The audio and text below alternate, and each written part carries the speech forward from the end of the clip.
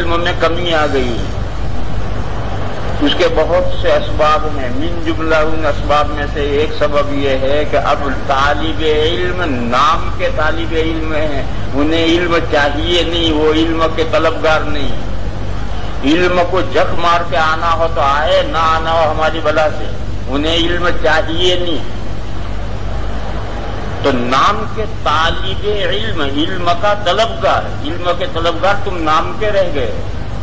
اگر کام کے تم علم کے طلبگار بن جاؤ, جوئندہ یا بندہ, اللہ کی بارگاہ سے کوئی محروم نہیں رہتا, مگر کوئی طلب بھی تو کرے.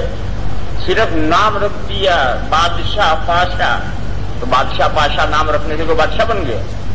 تو طالب علم نام رکھنے سے کوئی طالب علم بن گیا؟ تمہارے اندر طلب پیدا ہونی چاہیے. جس دن طلب پیدا ہو جائے گی اس دن بیڑا پار ہے. اور محض سبق میں حاضر ہو جانا یہ کوئی طلب کی علامت نہیں.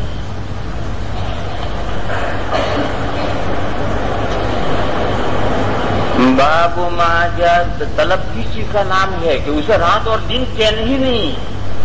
جس مقصد کو لے کر نکلا ہے اس مقصد کے علاوہ اسے رات اور دن کا اوڑھنا بچھونا ہی ہوا ہے, تو وہ طلب ہے. جب جی جہاں پڑھ لیا, جب جی جہاں نہیں پڑھا, یہ کیا طلب ہوئی؟ خاص طلب ہوئی. پیاسا ہوتا ہے اسے پانی کی طلب ہوتی ہے, بھوکا ہوتا ہے اسے کھانے کی طلب ہوتی ہے. تو یہ جو پیاسے کو پانی کی طلب ہے, بھوکے کو کھانے کی طلب ہے, ایسی اگر تمہارے اندر علم کی طلب پیدا ہو جائے بیڑا پار ہے. اور جب تک یہ طلب پیدا نہ ہو نتیجہ کچھ بھی نہیں ہے, 0/0 ہے. باب ما, پہلے طلبا میں اور تمہارے اندر یہ فرق پڑ گیا ہے. پہلے طلبا سے, پہلے کابل میں سب گھوڑے نہیں ہوتے, کابل میں گدھے بھی ہوتے. پہلے طالب علم 100% نہیں تھے, بڑی تعداد طالب علموں کی وہ طالب علم تھی. اب اس کا برعکس ہو گیا ہے, بڑی تعداد طالب علم نہیں, وہ نام کی طالب علم ہے. حقیقت میں علم کے طلبگار بہت تھوڑی تعداد میں تم میں رہ گئے ہیں. اس لیے تمہیں تمہاری کمزوری بتا رہا ہوں. اگر تم کچھ چاہتے ہو تو راستہ یہ ہے, اس راستے کو اختیار کیے بغیر علم نہیں آتا. باب ما جاء فی الکلام بعد رکعتي الفجر, فجر کی 2 سنتیں پڑھنے کے بعد ابھی فرضوں میں دیر ہو تو اس درمیانی وقفے میں کسی سے بات کر سکتے ہیں یا نہیں؟ یہ ہے بات. تو فجر کی سنتیں پڑھ لی, ابھی فرض شروع ہونے میں دیر ہے, درمیان کا جو وقفہ ہے اس میں کسی سے بات کر سکتے ہیں یا نہیں؟ تمام ائمہ متفق ہیں کہ تمہارا جی چاہے کرو, جی چاہے نہ کرو. نہ بات کرنا کوئی عبادت ہے, نہ خاموش رہنا کوئی عبادت ہے. بات نہ کرنا یعنی خاموش رہنا یہ بھی کوئی عبادت نہیں, اور بات کرنا یہ بھی کوئی عبادت ہے. اس پر تمام ائمہ متفق ہیں. وبه قال حدثنا يوسف بن عيسى قال حدثنا عبد الله بن إدريس قال سمعت مالك بن أنس عن أبي النضر. کسی کے ذہن میں یہ سوال پیدا ہو کہ پہلے جو طالب علم تھے وہ بھی ہم ہی جیسے تھے, ان کے بھی 2 کان تھے, ہمارے بھی 2 کان, ان کی بھی 2 ٹانگیں تھیں, ہماری بھی 2 ٹانگیں. وہ بھی ٹوپی پہنتے تھے, ہم بھی ٹوپی پہنتے ہیں, وہ بھی کرتا سے لنگی پہنتے تھے, ہم بھی کرتا لنگی پہنتے ہیں. یہ فرق کیوں پڑ گیا؟ وہ بھی گھر سے علم دین حاصل کرنے کے لیے نکلے تھے, ہم بھی گھر سے علم دین حاصل کرنے کے لیے نکلے ہیں, پھر یہ فرق کیوں پڑ گیا؟ اس فرق کے بھی بہت سے اسباب ہیں. ان اسباب میں سے ایک سبب یہ ہے کہ ہمارا اور تمہارا بعد ہو, تم ہم سے دور ہو گئے, ہم تم سے دور ہو گئے, بس ہمارا تمہارا درسگاہ کی حد تک رابطہ رہے. یہ ان اسباب میں سے ہے جس نے صورتحال بگاڑی ہے کہ تمہارا اور ہمارا رابطہ کم ہو گیا. سب درسگاہ کی حد تک, درسگاہ کے تو کون پتہ چلتا کون ہے, ادھر کون بیٹھا, ادھر کون بیٹھا, ادھر کون بیٹھا, کیا پتہ چلتا ہے؟ اور وہ اردو کی ایک مسل ہے, اللہ جانے اس کی حقیقت کہاں ہے, کیوں وہ مسل بنی ہے. سوچو اور سوچ کے مجھے بتاؤ کہ وہ کہاوت کیوں بنی. خربوزے سے خربوزہ رنگ پکڑتا, یہ کہاوت کیوں بنی, اللہ جانے کیوں بنی. تو ایسا تھوڑا ہوتا کہ کھیت میں یہ خربوزہ ہے اور دوسرا یہ خربوزہ ہے, یہ لال ہو گیا تو یہ لال ہو جائے, ایسا تو نہیں ہوتا. لیکن یہ اردو کا محاورہ ہے, اور کہاں سے بنا ہے اللہ جانے کہاں سے بنا ہے کہ خربوزے کو دیکھ کر خربوزہ رنگ پکڑتا ہے. یہ صورتحال اب نہیں رہی. پہلے طالب علم اساتذہ سے قریب ہوتے تھے، تھوڑے ہوتے تھے، اساتذہ سے قریب ہوتے تھے. اب اتنے ہو گئے تم کہ 3-4 دن میرے یہاں آئے تو ساری چٹائی توڑ ڈالے. میرے یہاں ایسی چٹائیں نہیں، معاف کرو.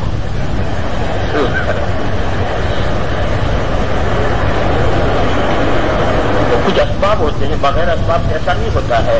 بڑے کو دیکھ کر چھوٹوں میں جذبہ پیدا ہوتا ہے. اب تمہارا جو اساتذہ کے ساتھ جو بہت ہو گیا اس کے یہ نتائج تو ابھی لفظ رہ گیا ہے. قال سمعت مالک بن انس، یہ امام مالک ہے. قال سمعت مالک بن انس عن ابی النضر عن ابی سلمۃ عن عائشہ صدیقہ فرماتی ہیں کہ نبی اکرم صلی اللہ تعالی علیہ وسلم فجر کی سنتیں پڑھنے کے بعد اگر حضور کو مجھ سے کوئی بات کرنی ہوتی تو مجھ سے باتیں فرماتے، اور اگر مجھ سے کوئی بات نہ کرنی ہوتی تو سنتیں پڑھ کے حضور لیٹ جاتے. جب حضرت بلال اطلاع کرتے تھے نماز کی تو اٹھ کر کے نماز پڑھانے تشریف لے آئے. دیکھو حضور لیٹتے بھی تھے اور بات کرنی ہو تو بات بھی کرتے تھے. لہذا مسئلہ یہی ہے کہ نہ بات کرنا کوئی عبادت ہے، نہ خاموش رہنا کوئی عبادت ہے. قالت كان النبي صلى الله عليه وسلم اذا صلى ركعتي الفجر فان كانت له الي حاجه كلمني والا خرج الى الصلاه. قال ابو عيسى هذا حديث حسن صحيح. کچھ حضرات کی رائے یہ ہے کہ سنتوں کے اور فرضوں کے درمیان میں بات نہیں کرنی چاہیے. کوئی ضروری بات ہے کرو، لیکن خامخواہ گپ کرنا یہ ٹھیک نہیں. کیوں؟ اس سے بے لطفی پیدا ہو جاتی ہے اور پھر فرضوں کے پڑھنے میں لطف نہیں رہتا. تجربہ کرو. بیکار باتیں کرو گے تو پھر فرضوں میں وہ مزہ نہیں آئے گا. لہذا کوئی ضروری بات ہے تو کرے، باقی بیکار باتیں اس موقع پر نہیں کرنی چاہیے. وقد كره بعض أهل العلم من أصحاب النبي صلى الله عليه وسلم وغيرهم الكلام بعد طلوع الفجر حتى يصلى صلاة الفجر إلا ما كان من ذكر الله. درمیانی وقفے میں کیا کرنا چاہیے؟ اللہ کا ذکر کرو. او ما لا بد منه، یا کوئی ضروری بات کرنی ہو تو ضروری بات کرو. وهو قول احمد و اسحاق، یہ جو امام احمد نے مسئلہ بتایا ہے یہ کوئی شرعی مسئلہ نہیں ہے، یہ تجربے سے، یہ تجربے کی بنیاد پر ہے، یہ کوئی شرعی بات نہیں ہے. تجربہ یہ ہے کہ اگر بیکار باتوں میں آدمی مشغول ہوگا تو پھر فرضوں میں وہ مزہ نہیں رہتا جو رہنا چاہیے. اور اس درمیانی وقفے میں ذکر میں لگا رہے، کام میں لگا رہے تو فرضوں میں مزہ آتا ہے. باب ما جاء لا صلاة بعد طلوع الفجر الا ركعتين.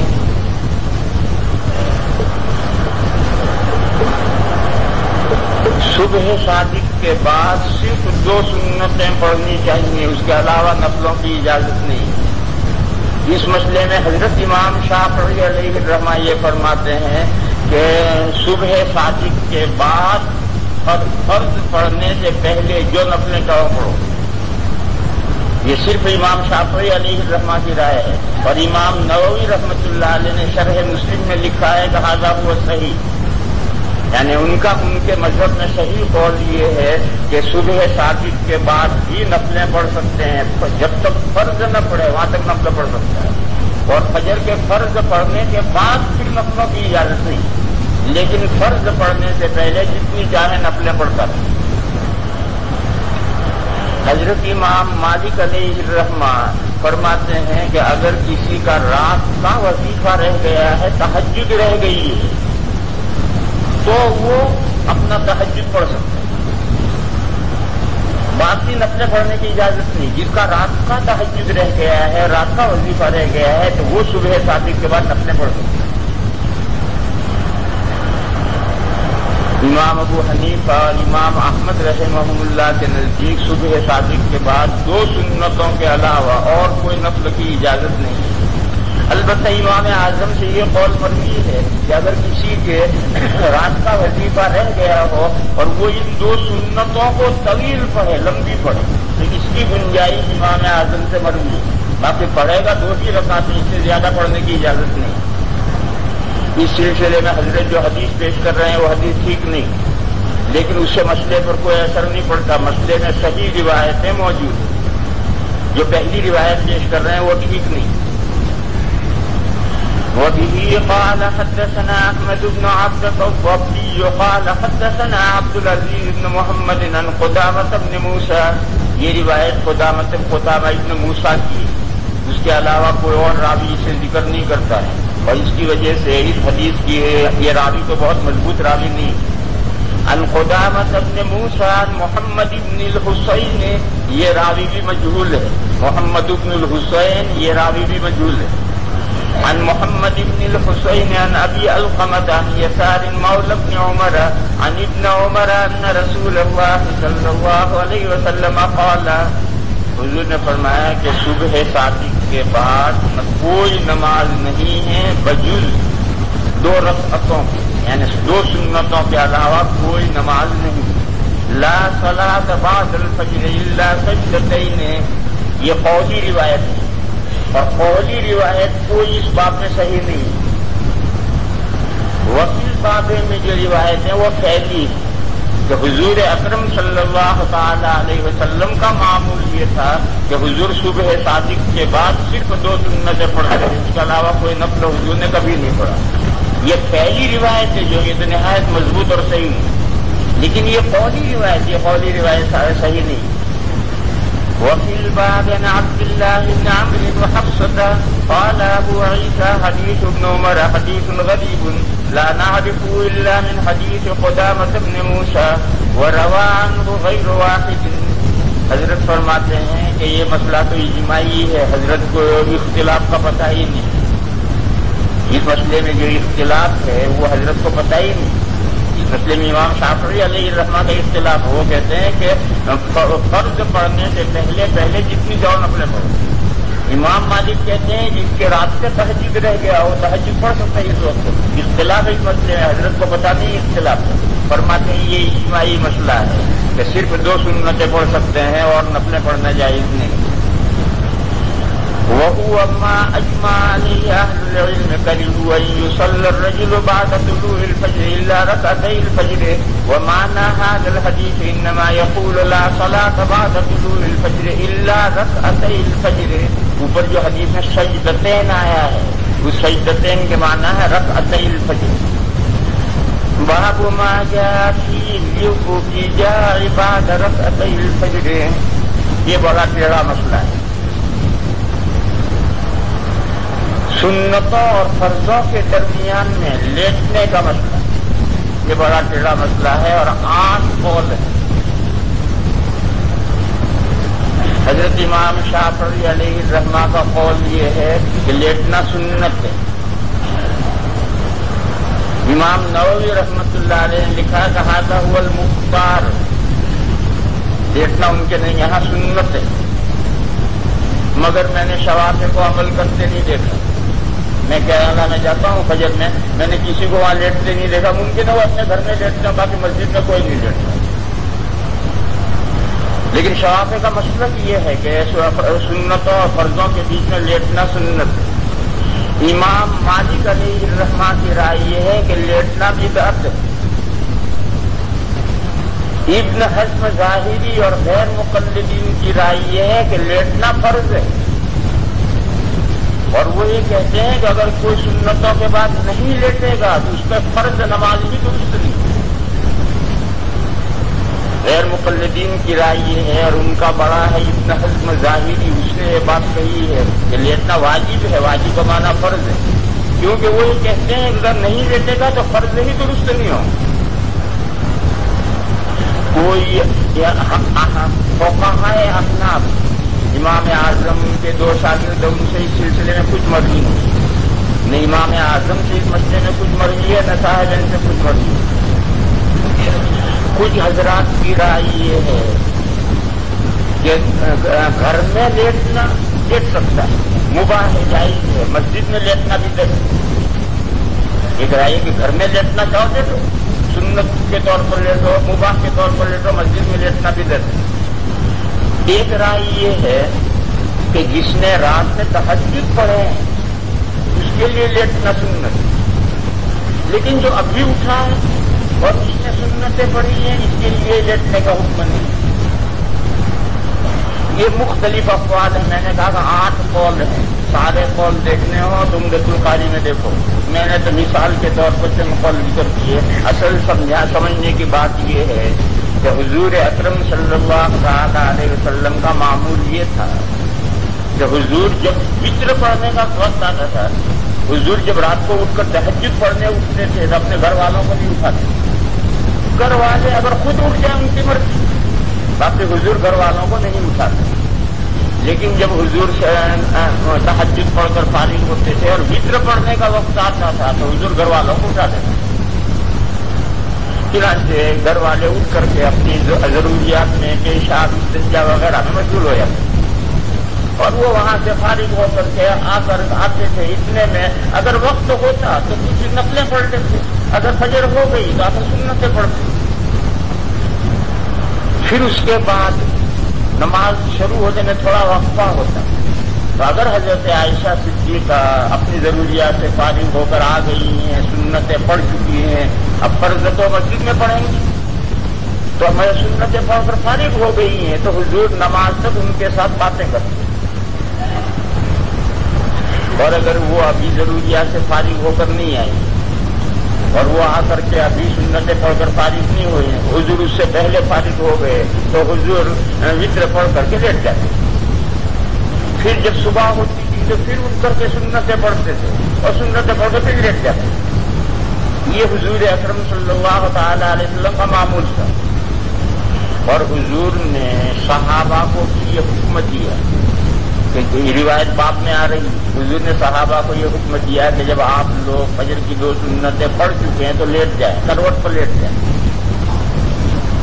یہ قولی اور فعلی روایت ہے، حضور کا عمل بھی یہ ہے اور حضور نے صحابہ کو یہ ہدایت دی۔ اب یہ مسئلہ پیدا ہوا کہ یہ جو قولی اور فعلی روایتیں ہیں یہ حکم شرعی ہیں یا حکم طبعی ہیں، یہ مسئلہ پیدا ہوا۔ اس کی نظیر کتاب الحج میں یہ مسئلہ آئے گا کہ حضور جب مینا سے لوٹے تو ابطح میں محصب میں پڑاؤ ڈالا۔ یہ محصب میں پڑاؤ ڈالنا یہ حج کے افعال میں سے ہے یا بہرحال جب مینا سے آئیں گے تو کہیں تو پڑاؤ ڈالیں گے، تو یہ اتفاقی بات ہے۔ بحث ہو کر یہ بات طے ہو گئی کہ یہ اتفاقی امر ہے، ابطح میں پڑاؤ ڈالنا یہ حج کے افعال میں نہیں۔ حج کے موقع پر حضور بیت اللہ شریف کے اندر گئے، یہ بیت اللہ شریف کے اندر جانا یہ حج کے افعال میں سے ہے یہ اتفاقی امر ہے۔ بحث ہو کر یہ بات طے ہوگی کہ اتفاقی امر ہے، حج کے افعال میں سے نہیں۔ اسی طرح سے یہ مسئلہ، یہ حضور کا لیٹنا اور صحابہ کو یہ حکم دینا کہ سنتوں کے بعد لیٹ جایا کرو، یہ حکم شرعی ہے یا لوگوں کی سہولت کا ایک حکم ہے، لوگوں کے لیے آرام کا ایک حکم ہے۔ دیکھو آپ حضور کے زمانے میں نے بتایا تھا کہ مسجد نبوی شہر سے بالکل باہر سے الگ تھی، اور سارے شہر میں سے جو تہجد گزار صحابہ تھے وہ سب رات میں اٹھ کر مسجد نبوی میں آتے تھے اور یہاں تہجد پڑھتے تھے۔ صبح صادق ہو گئی، فجر کی اذان ہو گئی، اذان کے بعد میں 2 سنتیں پڑھنی ہیں وہ پڑھ لی۔ اب کیا کرنا ہے؟ ابھی نماز تو 15-20 منٹ کے بعد شروع ہو، 15-20 منٹ تک کیا کرنا ہے؟ ہمارے یہاں سوچو کہ ایک آدمی تہجد گزار ہے، اس نے تہجد پڑھا، فجر کا گھنٹہ بج گیا، اذان ہو گئی، اذان کے بعد نے 2 سنتیں پڑھ لی۔ اب جماعت 1 گھنٹے کے بعد ہو گئی، اب 1 گھنٹے تک کیا کریں؟ یہ فکر کر اللہ کی عبادت کر، ارے یہ تو آدھی رات سے اٹھا ہوا عبادت کر رہا ہے، کہاں تک عبادت کرے؟ جو ابھی اٹھا ہو وہ تو سنتوں کے بعد کچھ ذکر کرے، کچھ تلاوت کرے، لیکن تو آدھی رات سے عبادت کر رہا ہے، عبادت کرتے کرتے بھی تھک گیا ہے، یہ کیا کرے؟ ابھی نماز 1 گھنٹے کے بعد شروع ہو۔ تو ایسی صورت میں حکم یہ ہے کہ اگر رات بھر عبادت کرتے کرتے تھک گئے ہو تو لیٹ جاؤ، نماز کا وقت ابھی کافی دیر ہے، نماز کا وقت ہو جائے اٹھ جائیے۔ اب رہا یہ مسئلہ کہ وضو رہے گی یا نہیں رہے گی، یہ الگ مسئلہ ہے، اور یہ ایسا ہی مسئلہ ہے کہ نماز میں اسودین کو مارو، نماز رہی یا نہیں رہی وہ الگ مسئلہ ہے. جوتے پہن کر چپل پہن کر نماز پڑھ سکتے یا نہیں پڑھ سکتے؟ پڑھ سکتے. مسجد میں لا سکتے ہیں نہیں لگے، یہ الگ مسئلہ ہے. ایسے ہی جیسے ایک تہجد گزار ہے، رات آدھی رات کو اٹھا ہے، فجر تک اس نے تہجد پڑھا، فجر کے بعد اس نے سنتیں پڑھی، ابھی نماز میں 1 گھنٹہ باقی تو کیا کریں؟ بیٹھ جائیں. پھر دیکھنے کے بعد اگر نیند نہیں آئی تو وضو باقی ہے، اور اگر نیند آ گئی تو وضو ٹوٹ گئی. جب نماز کا وقت ہو اٹھ کر دوبارہ وضو کر کے نماز فرضوں میں شامل ہو. کیونکہ یہ 1 گھنٹہ بیٹھتے رہنا اس کا تو کوئی کیا فائدہ، کیا وقت ہے؟ حضور کے زمانے میں تو لمبا وقت نہیں تھا، 15-20 منٹ کا وقت تھا، اس میں جو لیٹتا تھا وہ تو سوتا نہیں تھا. لیکن ہمارا جو آپ کا زمانہ چل رہا ہے اس میں 1 گھنٹہ ہے، 1 گھنٹے میں آدمی سو جائے گا تو نماز کا وقت ہو جائے گا، اٹھ جائے گا، اٹھ کر کے وضو کر کے پھر فرض پڑے گا. بہرحال یہ آرام کرنے کے مقصد سے یا حکم شرعی ہے، اس میں اختلاف ہوا ہے. جن ائمہ کی رائے ہے کہ یہ حکم شرعی ہے انہوں نے یہ کہا کہ یہ لیٹنا سنت ہے، اور جن ائمہ کی رائے یہ ہے کہ یہ حکم شرعی نہیں ہے، یہ آرام اور راحت کے لیے حضور نے یہ بات فرمائی ہے. ان کی رائے یہ ہے کہ لیٹنا جائز ہے مگر گھر میں لیٹنا جائز ہے، مسجد میں نہیں.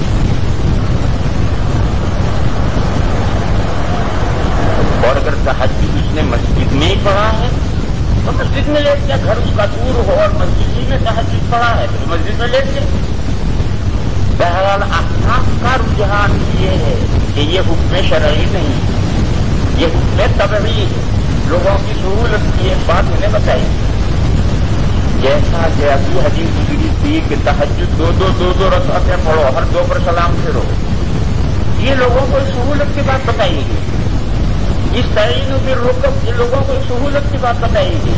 ایسے یہ لیٹنے کی بات جو حضور نے صحابہ کو بتائی ہے وہ لوگوں کو تہجد گزاروں کے لیے سہولت کی بات بتائی گئی. بس جو ابھی اٹھا اور اٹھ کر کے اس نے سنتیں پڑھی ہیں اور 5 منٹ ہے فرضوں کے اندر، اس کے لیٹنے کا کوئی مطلب ہی نہیں. اسے کون سے آرام کی ضرورت ہے جو لیٹ رہا ہے؟ وبه قال حدثنا بشر بن معاذ الأقدي قال حدثنا عبد الواحد بن زياد قال حدثنا الأعمش عن أبي صالح عن أبي هريرة قال قال رسول الله صلى الله عليه وسلم إذا صلى أحدكم ركعتي الفجر فلينفذ على يمينه. وفي الباب عن عائشة قال أبو عيسى حديث أبي هريرة حديث حسن صحيح غريب من هذا الوجه. وقد روي عن عائشة أن النبي صلى الله عليه وسلم كان إذا صلى ركعتي الفجر في بيته يضطجع على يمينه. وقد رأى بعض أهل العلم أن يفعل هذا استحبابا يعني حكم شرعي. باب ما جاء إذا أقيمت الصلاة فلا صلاة إلا المكتوبة. یہ حدیث یاد کرائی تھی میں نے پہلے، یاد کرائی ابھی سال میں یاد نہیں کرائی. حضور اکرم صلی اللہ تعالی علیہ وسلم نے ارشاد فرمایا کہ جب نماز کھڑی کی جائے یعنی تکبیر شروع ہو جائے، نماز کھڑی کی جائے یعنی تکبیر شروع ہو جائے تو اب فرضوں کے سوا کوئی نماز نہیں. ٹھیک ہے، اب 2 مسئلوں میں اختلاف ہو، جو کچھ حضور نے فرمایا ہے وہ سب آنکھوں میں، لیکن 2 مسئلوں میں اختلاف ہو. ایک مسئلہ تو یہ ہے کہ پہلے سے نیت بند رہی، ظہر کی سنتیں پڑھ رہا ہے اور 2 رکعتیں پڑھی، دوسری میں کھڑا ہے یا تیسری میں کھڑا ہے اور تکبیر شروع ہو. حنفیہ کی رائے ہے کہ ایسی صورت میں نماز چھوڑنا جائز نہیں. اگر چھوڑے گا قضا واجب، نماز چھوڑنا جائز نہیں. اللہ کا حکم ہے وَلَا تُبْطِلُوا أَعْمَالَكُمْ. لہذا جو پہلا اسٹیشن آئے وہاں سلام سے ظہر کی سنتیں پڑھ رہا ہے، دوسری رکعت میں کھڑا ہے، تب شروع ہو تو 2 رکعت کے بعد جو قاعدہ کرے گا اس قاعدے میں سلام کرے گا، اور تیسری میں کھڑا ہو چکا تو 4 پڑھ کے سلام کرے گا. نماز چھوڑنے کی اجازت ہے. دیگر ائمہ کی رائے یہ ہے کہ نہیں، تکبیر شروع ہوتے ہی نماز توڑ دے، دائیں بائیں سلام پھیر دے، جس حال میں ہے اسی حال میں دائیں بائیں سلام پھیر دے، نماز توڑ دے اور توڑ کر جماعت میں شامل ہو جائے. ان ائمہ کے نزدیک نفل نفل توڑنے سے قضا واجب نہیں ہے، اور حنفیہ کیا نفل توڑنے سے قضا واجب ہوتی ہے، اس وجہ سے یہ مسئلہ اختلافی ہو گیا۔ یہ حدیث شریف جو ہے اس کا معاشی قلیل کلام یہ ہے کہ جب تکبیر شروع ہو گئی تو اب آپ کو کوئی اور نماز شروع کرنے کی اجازت نہیں، اب اور کوئی نماز شروع نہ کیجیے، جائیے نماز میں کھڑے ہوئیے۔ لیکن جو پہلے سے نیت بن رہی وہ نماز پوری کرنی چاہیے یا اسے توڑ ڈالنا چاہیے، یہ حدیث میں مسئلہ نہیں ہے، یہ حدیث میں مضبوط انوع ہے، جسے فقہاء کی اجتہادات طے کریں۔ جیسے جن ائمہ کے نزدیک نفل توڑنا جائز نہیں ہے، انہوں نے کہا کہ جو پہلا قاعدہ ہے وہاں سلام پھیرو، توڑ نہیں سکتے، اور جن کے یہاں نفل توڑنا جائز ہے اور کوئی قضا نہیں ہے انہوں نے کہا توڑ ڈالو، اور اسے نہیں بچاؤ۔ دوسرا مسئلہ یہ اختلافی ہو گیا کہ کیا یہ حکم جو حدیث شریف میں ہے یہ فجر کی سنتوں کو شامل ہے یا نہیں، یعنی فجر کی سنتیں بھی اس کے ماتحت ہیں یا نہیں، یعنی فجر کی تکبیر شروع ہوگی، ایک آدمی نے ابھی سنت نہیں پڑھی تو اب یہ تکبیر شروع ہونے کے بعد سنت پڑھے یا چھوڑ دے، یہ مسئلہ اختلافی ہو گیا۔ دو بڑے اماموں کی رائے یہ ہے کہ سنت پڑھے گا، اور دو چھوٹے اماموں کی رائے یہ ہے کہ سنت نہیں پڑھے گا۔ امام ابو حنیفہ اور امام مالک رحمہ اللہ کہتے ہیں اسے سنت پڑھنی چاہیے، اور امام شافعی اور امام مالک رحمہ اللہ کہتے ہیں اسے سنت نہیں پڑھنی چاہیے۔ امام مالک علیہ الرحمہ کے مذہب کی کیا تفصیل ہے مجھے نہیں معلوم۔ حنفیہ کے مذہب کی تفصیل یہ ہے کہ اگر جہاں جماعت ہو رہی ہے اس سے علیحدہ کہیں سنت پڑھنے کی جگہ ہے وہ پڑھنی چاہیے، ایک شرط یہ۔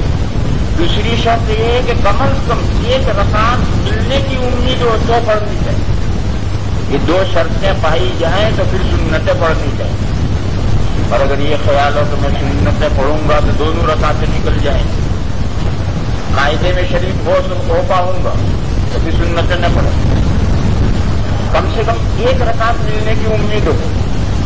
دوسری شرط یہ ہے کہ جہاں نماز ہو رہی ہے اس سے علیحدہ جگہ پر کوئی جگہ ایسی علیحدہ ہو جہاں سنتیں پڑھ سکتے، علیحدہ جیسے نودرہ، مسجد میں جماعت ہو رہی ہے نودرے میں سنتیں پڑھو اور سنت پر جا کے شامل ہو۔ جس مسجد میں نماز ہو رہی ہے وہی سنتیں پڑھنا آپ کے مکروہ تحریمی ہے، اور لوگ اس میں احتیاط نہیں کرتے، حتیٰ کہ طالب علم بھی احتیاط نہیں کرتے۔ اس لیے اسے سمجھو کہ جہاں جماعت ہو رہی ہے وہاں سنتیں پڑھنا مکروہ تحریمی ہے۔ البتہ مسجد بہت بڑی ہو جیسے مسجد رشید کے اندر جماعت ہو رہی ہے اور صحن کے اندر ایک آدمی پڑھے کوئی حرج نہیں، جو کہ صحن ہے کھلا وہاں سنتیں پڑھے، جماعت اندر ہو رہی ہے سنتیں یہاں پڑھے تو کوئی حرج نہیں۔ ہماری یہ جو دارالعلوم کی مسجد ہے اس میں اتنا فصل نہیں ہے اور اتنا جدا جدا نہیں معلوم ہوتا، لہٰذا یہاں دارالعلوم سے نیچے جہاں ہال پہلے اب تو نل ول لگ رہے ہیں وہاں پڑھنی چاہیے، لیکن مسجد اور مسجد کا شہر یہ ایک ہی حکم میں ہے، مسجد اور مسجد کا پورا شہر یہ ایک ہی حکم میں ہے۔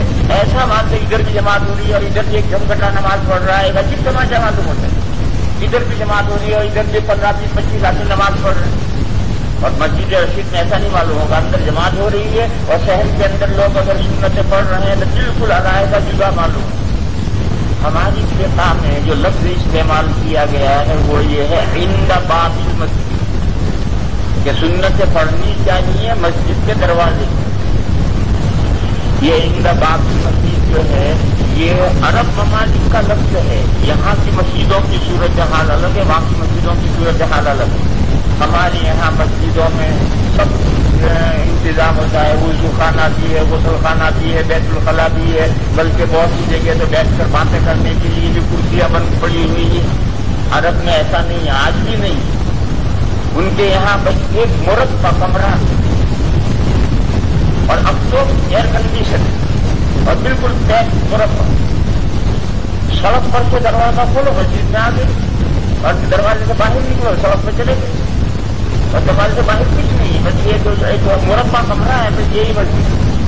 یہ جو مربع کمرہ ہے اس کے دروازے سے جو اندر داخل ہو رہا ہے اس سے باہر عند باب المسجد باہر ہو۔ یہ ایسا ہی ہوا جیسے ہماری مسجد میں دارالفتا کے نیچے جہاں نل لگ رہے ہیں وہاں پڑھنا یہ عند باب المسجد۔ لہٰذا فقہ میں یہ لفظ ہے کہ اگر دو شرطوں کے ساتھ، ایک تو دوسری کم سے کم ایک رکعت ملنے کی امید ہو اور عند باب المسجد پڑھے تو پڑھنی چاہیے، اور اگر ان دونوں شرطوں میں سے کوئی شرط مفقود ہے تو پھر اسے سنتیں نہیں پڑھتی ہیں اور دو میں شامل ہو جانا ہے۔ حضرت امام مالک علیہ الرحمہ کے مذہب کی کیا تفصیل ہے مجھے نہیں معلوم۔